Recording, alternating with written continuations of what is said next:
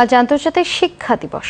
দিবসটি উদযাপন উপলক্ষে রাজধানীর সেগুনবাগিচে আন্তর্জাতিক মাতৃভাষা ইনস্টিটিউটে মাধ্যমিক ও উচ্চ শিক্ষা বিভাগের সহযোগিতায় বাংলাদেশ জাতীয় ইউনেস্কো কমিশনের আয়োজনে আলোচনা সভা অনুষ্ঠিত হয়েছে। অনুষ্ঠানে প্রধান অতিথি হিসেবে উপস্থিত ছিলেন শিক্ষা উপদেষ্টা ও বাংলাদেশ জাতীয় ইউনেস্কো কমিশনের চেয়ারপারসন অধ্যাপক ডক্টর চৌধুরী রফিকুল আবরার। বিস্তারিত জানাচ্ছেন শোয়েব আহমেদ, ক্যামেরা ছিলেন সাজ্জাদ হোসেন।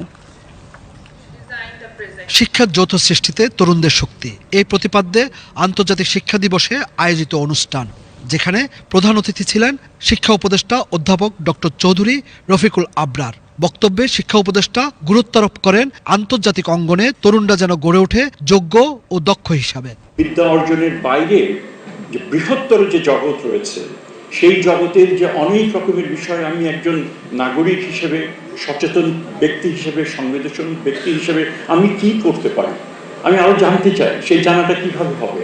সো অনেকগুলো দিক কিন্তু রয়েছে এবং আমি মনে করি যে এগুলোর সুযোগগুলো যারা আমরা এই দায়িত্বে রয়েছি এবং যারা দায়িত্বে ভবিষ্যতে আসবেন, তাদের এমন একটা এই চর্চাগুলোর জন্য হতে পারে তার এনাবেলিং এনভায়রনমেন্ট একটা প্রতিষ্ঠা করে দিতে হবে।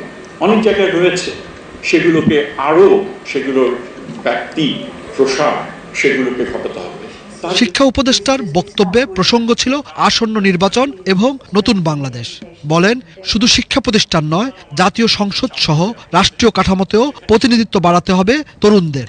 তরুণরা তাদের অবস্থানকে ব্যবহার করে they have conveyed their message.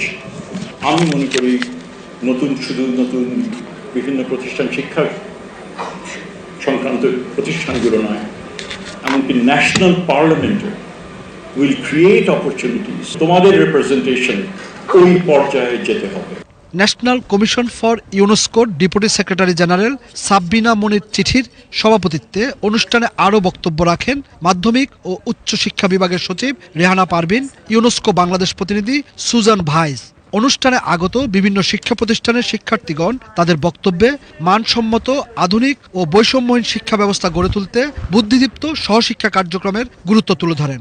শিক্ষা খাতকে অবশ্যই শিক্ষা বিজ্ঞানের শিক্ষার্থীদের জন্য একটি বিশেষায়িত ও মর্যাদাপূর্ণ ক্ষেত্র হিসেবে গড়ে তুলতে হবে। মাদ্রাসা শিক্ষার্থীদের কাজে লাগাতে প্রয়োজন তাদেরকে আধুনিক, দক্ষ ও নৈতিক বা মূল্যবোধ সম্পন্ন নাগরিক হিসেবে গড়ে তোলা। শেখার জায়গা কখনোই শুধু আমার শ্রেণীকক্ষের 4 দেয়ালের মধ্যে সীমাবদ্ধ ছিল না।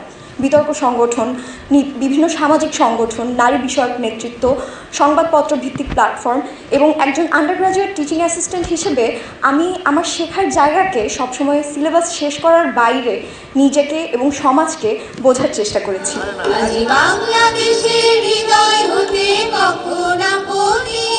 পরে এক মনোজ্ঞ সাংস্কৃতিক অনুষ্ঠান পরিবেশিত হয়। Shoaib Ahmed, BTV news, Dhaka.